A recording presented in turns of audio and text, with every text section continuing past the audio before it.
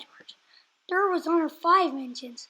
We're bigger than it, and boasted about it. They said the driver won't choose you again.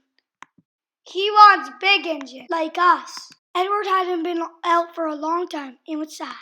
Just then the drivers came to start work.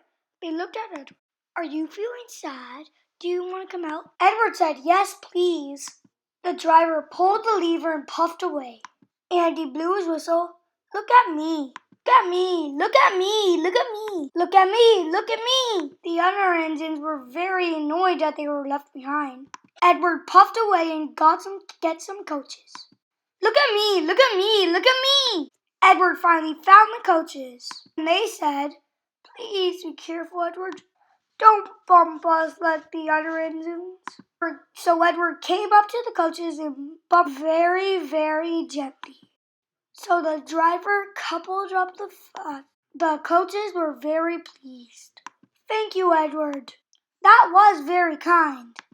We are glad you're taking us today. Then they went to the platform where the people were waiting. Here we are. Here we are. Here we are. Here we are.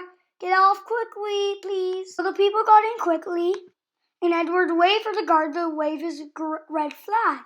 So he waited and waited, but there was no red flag. Edward was getting anxious. Where is that guard? The driver and fireman asked the guard. The station master. Have you seen the guard? No. They asked the porter. Have you seen the guard? No. Yes. Last night. Edward began to get cross. Are we ever going to start? Just then a little boy shouted, here he comes. Then came the guard, running down with his flags, sandwich in the honor. So he jumped onto the platform, and he blew his whistle and jumped into his van.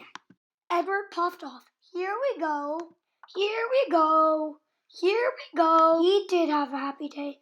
All the children waved at Edward as he went past. He made friends at all the stations. He worked so hard that the driver promised to take him out the next day.